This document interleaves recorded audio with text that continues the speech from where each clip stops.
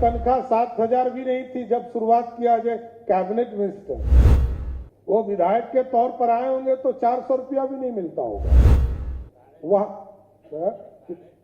450 रुपया से इन्होंने शुरुआत किया। कई ऑफिसर यहाँ बैठे होंगे जो 10,000 20,000 से काम शुरू किए होंगे, आज लाखों रुपये उनको मिल रहे। तो हम पूरी व्यवस्था बदली तो भ्रष्टाचार के चीजों को स्थापित पूरी तरह कैसे खत्म कर सकते हैं, और जो कहा मिनिमाइज हम कैसे कर सकते हैं कि गरीबों को कैसे न्याय मिले, गरीब को न्याय के साथ कैसे आगे बढ़ सके, इसकी चिंता करना है। तो हम लोगों ने तय किया कि इसको 2 जुलाई को इसको पूर्ण रूप से एक जागरूकता सप्ताह के तौर पर हम लोग इसकी शुरुआत करेंगे और पूरे बिहार में इस अभियान को चलाने का काम किया जाएगा। और क्योंकि मकसद है, इसमें हम लोगों ने TTT की कल्पना की है, टेक्नोलॉजी, ट्रांसपेरेंसी और ट्रस्ट। और इसके माध्यम से जनता का भरोसा और जनता के बीच में जाकर उनके भरोसे को कैसे कायम रख सकते हैं, इस पर सोचने की जरूरत है। और इसलिए विशेष तौर पर यह अभियान चलाने से हम बिहार के लोगों को न्याय दे पाएंगे, बिहार का जो समृद्धि का रास्ता है उसको खोल पाएंगे।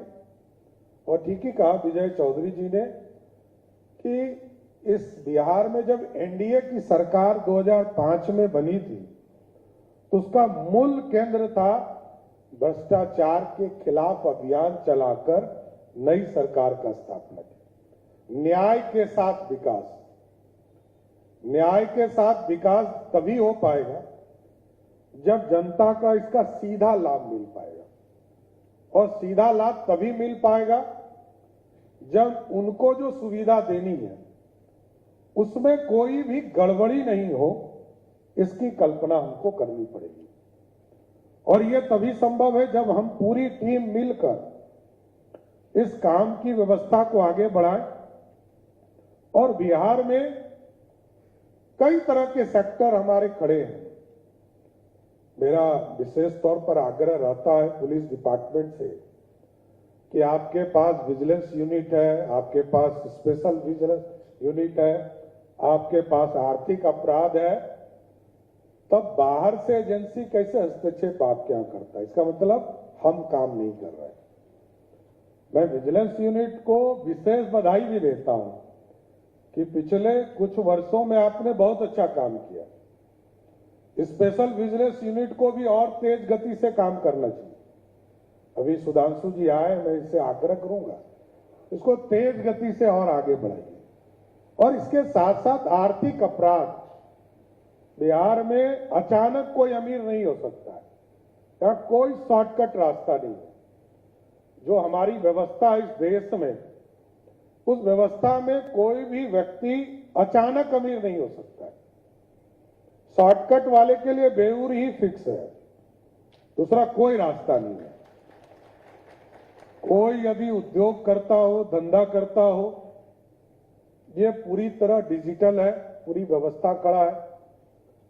लेकिन कोई सरकार में रहकर, चाहे वो मंत्री हो, विधायक हो, या जनप्रतिनिधि हो, या हमारे कोई भी ऑफिसर हो, टॉप से लेकर बॉटम तक, यदि आर्थिक अपराध में संलिप्त है तो हर हालत में हमारी सरकार उसके खिलाफ कार्रवाई करेगी, उसको छोड़ा नहीं जा सकता है। और इसी के लिए कई केंद्र बने हैं। आपने देखा सहयोग पोर्टल, ठीक कहा गंगवार साहब ने, ठीक कहा कि सहयोग से पूरी रास्ता हम लोग खोल रहे हैं। नीचे जनता से सीधा संवाद हो रहा, जनता की समस्या को हम लेते हैं और जनता को क्या कष्ट हो रहा है इसको भी जानने का एक पल्स हम लोगों ने तय किया है। लगभग 4 लाख लोगों के आवेदन प्राप्त हुए और उसमें से यदि 3.5 लाख लोगों के आवेदन को हम डिस्पोज कर चुके हैं इसका मतलब हम काम करते हैं, लेकिन समय सीमा में नहीं करते थे, इसलिए लोग हम पे आरोप लगाते रहे। अब हम लोगों ने समय सीमा तय कर दिया और अब पूरी व्यवस्था ऑटोमेटिक हो गया। यदि आपने पहले 10 दिन में नहीं किया तो उसका एक मैकेनिज्म है कि 11वें दिन आपको नोटिस प्राप्त हो जाएगा। 20 दिन में नहीं किया तो 21वें दिन आपको एक नोटिस प्राप्त हो जाएगा। और तीसरा जो अंतिम चेतावनी है, 25 दिन में यदि आपने पूरा नहीं किया तो 26वें दिन नोटिस प्राप्त होगा। और सबसे खुशी का विषय यह है कि पहला नोटिस हमने 9,000 लोगों को दिया, दूसरा नोटिस मात्र 350 लोगों को दिया और तीसरा नोटिस एक ही पदाधिकारी हमको पूरे बिहार में मिला, जो एक पदाधिकारी था जिसने हमको तीसरा नोटिस देने लायक बताया, तो उसको नोटिस देना पड़ा। और 30 दिन में तो सब काम कर, तो इसके बाद भी मैंने एक इसमें रास्ते खोले। मेरा मानना है कि यदि हमने कोई गलत आदेश तो नहीं किया, इसको रैंडमली मैंने कहा इसको चेक करना चाहिए, इसको चेक कीजिए और एक पूरी संरचना खड़ा कीजिए कि यदि कोई गलत आदेश किसी ने पारित कर दिया तो यदि बीडीओ ने किया तो उसको एसडीओ को दे दीजिए, एसडीओ ने किया तो डीएम साहब को दे दीजिए और डीएम साहब ने यदि गलत किया तो कमिश्नर साहब को दे दीजिए और कमिश्नर साहब ने गलत किया तो सरकार के लेवल पर उसको भेज दीजिए, लेकिन 30 दिन के अंदर उसको न्याय देना है, यह सुनिश्चित करना है सर, तभी भ्रष्टाचार खत्म होगा। और सबको पता है कहां भ्रष्टाचार हो रहा है, ये मैं फिर बताता हूं, हमको भी पता है और आपको भी पता है। अब इसके रास्ते खोजने हैं, रास्ता हम खोजें। हम रजिस्ट्री कराने जाते हैं तो वहां क्या दिक्कतें आ रही है, हम ब्लॉक में जाते हैं तो वहां क्या दिक्कतें आती हैं, हम यदि थाना में जा रहे हैं तो वहां क्या दिक्कत है, हम सभी टॉप ऑफिसर्स को यह चिंता करना पड़ेगा। गरीब को न्याय चाहिए, गरीब को न्याय नहीं दे रहे तो हम अपने जीवन को भी अंधकार की ओर धकेल रहे हैं। भगवान ऊपर वाला पूछेगा कि नीचे न्याय दिए थे कि नहीं दिए थे, न्याय देना होगा।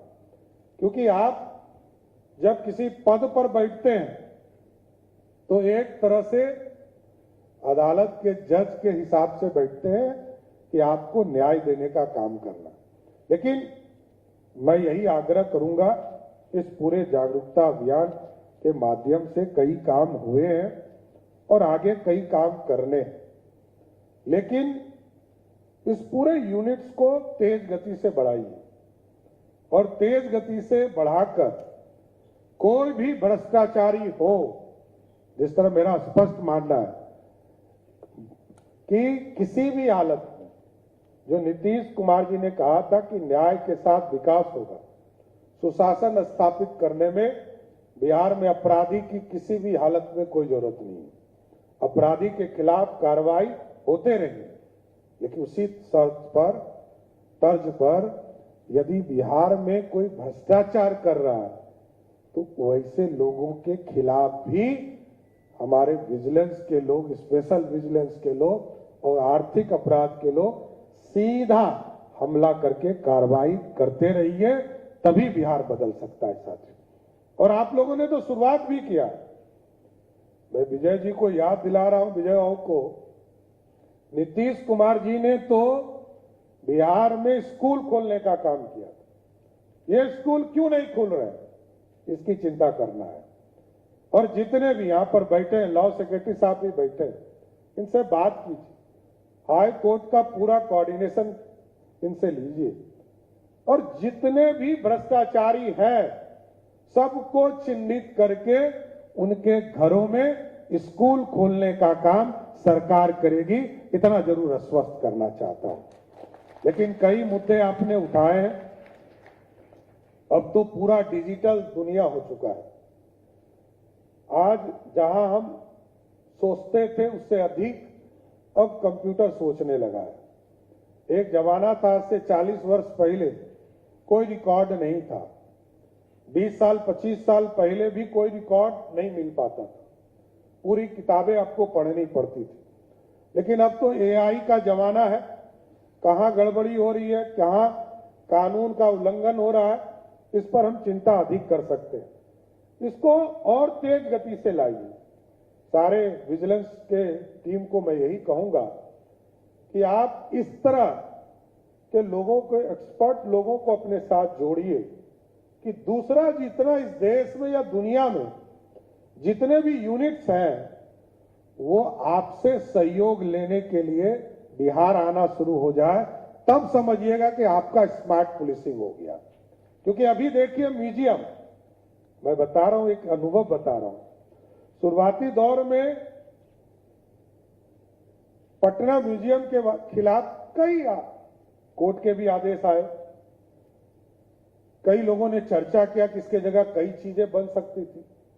लेकिन आज दुनिया का कोई भी व्यक्ति यहां आता है तो सबसे ज्यादा बड़ाई यदि किसी चीज का करता है तो नया म्यूजियम जो पटना में बना, ये दुनिया में सबसे अच्छा म्यूजियम में से। उसी तर्ज पर मैं ये आग्रह करूंगा कि आपको ये व्यवस्था खड़ी करनी पड़ेगी। अभी आप चिट्ठी लिखते हैं कि सीबीआई हमको सपोर्ट करे, ईडी आपको सपोर्ट करे, रॉ आपको सपोर्ट करे। ऐसी व्यवस्था खड़ा कीजिए, पूरी तरह बिहार सरकार आपके साथ खड़ा है कि विजिलेंस, स्पेशल विजिलेंस और आर्थिक अपराध ऐसा टीम खड़ा करे कि सीबीआई और ईडी आपसे सपोर्ट मांगना शुरू करे। तब समझिएगा कि आपका विजिलेंस बहुत अच्छे स्तर पर चला गया, क्योंकि तभी तो हम खड़ा कर पाएंगे।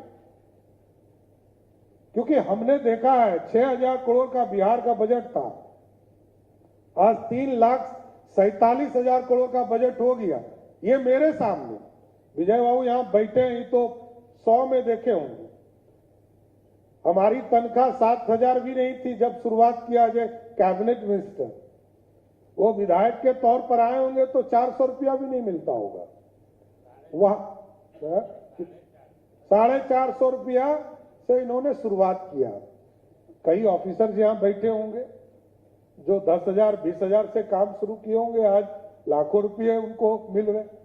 तो हम पूरी व्यवस्था बदली तो भ्रष्टाचार के चीजों को स्थापित पूरी तरह कैसे खत्म कर सकते हैं, और जो कहा मिनिमाइज हम कैसे कर सकते हैं कि गरीबों को कैसे न्याय मिले, गरीब को न्याय के साथ कैसे आगे बढ़ सके, इसकी चिंता करना है। लेकिन कुछ चीजें गंगवार साहब ने आग्रह किया, मैं जरूर चाहता हूं कि निगरानी के संबंधित मामलों का एवं विभागीय कार्रवाई में उपस्थित गवाहों को, जो हमारे सरकारी कर्मचारी होते हैं, उनको यदि गवाही देने जाना है तो सिर्फ विजिलेंस नहीं, मैं फिर कह रहा हूं, मुख्य सचिव यहां बैठे हैं, डीजी पुलिस बैठे हैं, बिहार में अपराध हो, आर्थिक अपराध हो या किसी तरह के सरकारी गवाह को यदि जाना है तो उसको पूर्ण रूप से टीएडी दीजिए, जिससे कि केस का डिस्पोजल तुरंत हो पाएगा। यह सिर्फ विजिलेंस को देने से काम नहीं चलेगा, पूरे यूनिट, पूरे बिहार में यदि केस का डिस्पोजल तुरंत कराना चाहते, इसमें जरूर आप सहयोग लीजिए लॉ डिपार्टमेंट का, इसमें आपको सहभागी बने। प्रत्येक प्रमंडल में आपने आग्रह किया कि ओपी की स्थापना हो। मैं तो कहूंगा कि प्रत्येक अनुमंडल में आप थाना बनाइए और सभी जिले में ओपी बनाइए, जिससे कि पूरी व्यवस्था नीचे तक जाने का काम हो सके। इसको आगे बढ़ाइए। उसी तरह न्यायालय के लिए जो आपको अतिरिक्त सेट की आवश्यकता है, मैं जरूर आग्रह करूंगा आपसे कि पटना में विशेष न्यायालय निगरानी प्राकृतिक पदाधिकारी एवं विशेष न्यायालय पटना का 3 न्यायालय के एक अतिरिक्त सेट का गठन किया जाए। इसके साथ साथ मुजफ्फरपुर में भी विशेष न्यायालय का 3 न्यायालय का एक अतिरिक्त सेट गठित किया जाए। इसको भी मैं फिर कह रहा हूं कि जब आप थाना प्रमंडल स्तर पर ले जाएंगे तो ये 2 जगह पर सिर्फ बनाने से काम नहीं चलेगा। इसको जो हमारे प्रमंडल है 9 प्रमंडल में इसकी व्यवस्था की जाएगी, जिससे कि बिहार में भ्रष्टाचार के खिलाफ पूरी तरह लड़ने का काम बिहार की सरकार करेगा। इसलिए साथियों, आज मैं फिर से आपको बिहार सतर्कता जागरूकता दिवस के अवसर पर सभी लोगों को बधाई देता हूं, शुभकामना देता हूं और बिहार सरकार पूरी तरह प्रतिबद्ध है कि देश के यशस्वी प्रधानमंत्री के विकसित भारत और बिहार के पूर्व मुख्यमंत्री नीतीश कुमार के समृद्ध बिहार को बनाने में जितनी ताकत के साथ सतर्कता और जागरूकता अभियान चलाने की जरूरत होगी उसको बढ़ाएंगे, आगे बढ़ाते रहेंगे और आप तमाम लोगों का भी विशेष तौर पर सहयोग चाहेंगे कि बिहार बदलने में आप लोग सहयोग कीजिए। बहुत बहुत धन्यवाद।